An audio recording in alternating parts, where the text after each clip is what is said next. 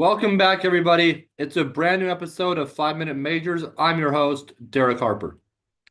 Let's get right to it. There's quite a bit of news, and we'll tease some for next episode, too. First off, we have all of our finals matchups set through each of the three major junior leagues. Let me read it off to you real quickly here. The Medicine Hat Tigers and Spokane Chiefs in the WHL should shape up to be a pretty solid series. I'm going to rock with Medicine Hat in that one. I don't think there's any way that anybody can slow down Gavin McKenna and really get past their goaltender either, which we'll talk to here soon.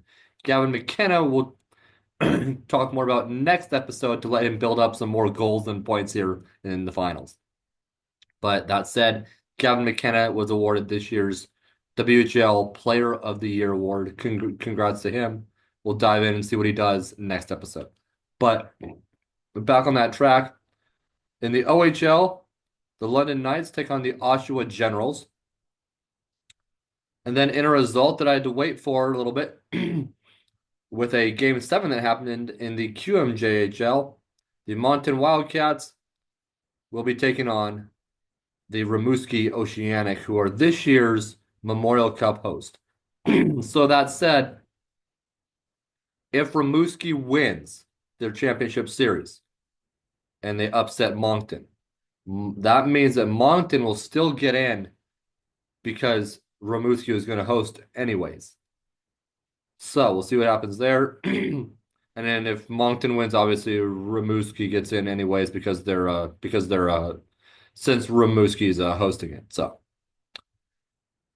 and that again is why I think there needs to be another major junior league. And just to tease the off season and next fall with all of the college access, the agreement between the CHL and the NCAA, they'll pretty much be on the same level as the USHL at this point.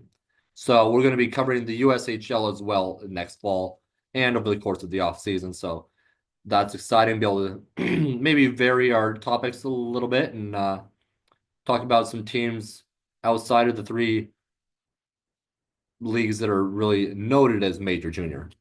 So there's that. But player of the month honor, and just an all-time great so far this season, Andrew Cristall.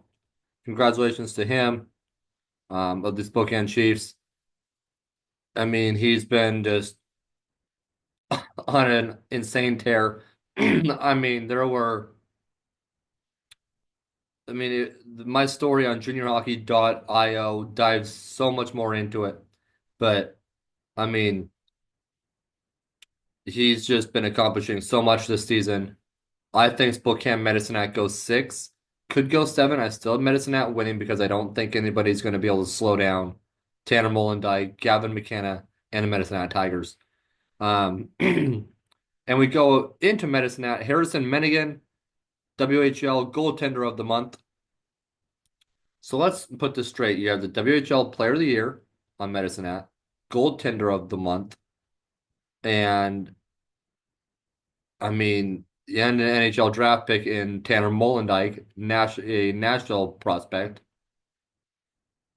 I don't see any way that the Chiefs are able to slow him down. Yes, the Chiefs have Cristall and Berkeley Catton, but the Medicine Hat Tigers are too dominant right now. Now, knock on wood, but we'll see what happens there. The OHL is one to watch. London, always a very powerful team. It seems like they're in the Memorial Cup quite a bit for some reason. I'm curious what that management does. Maybe I'll contact them. We can do a feature on them one of these weeks. We'll see. I have a lot of ideas up my sleeve for the off season and stuff, but we'll see what comes of that. As far as the WHL defenseman of the year, Tyson Jugnoth of the Portland Winterhawks, Seattle Kraken prospect, who will eventually be teaming up with Berkeley Catton, either on Coachella Valley or on Coachella and the Kraken. So, big shout out to him. Obviously, they were swept by the Chiefs in the Western Conference Finals, but A lot of power there. I think Portland's only going to get better next season. I think teams now have the radar on them after how Portland kind of shocked people making the conference finals. They weren't even really supposed to make that deep of a run. I think maybe people expected them to be a first round team.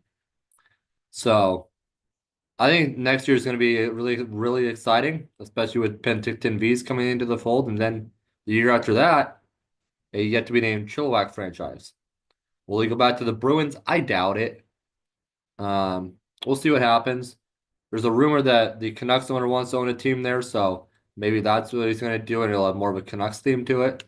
Obviously, I don't think it'll be the Chilliwack Canucks because then you would have the AHL, WHL, and NHL and an AJHL team.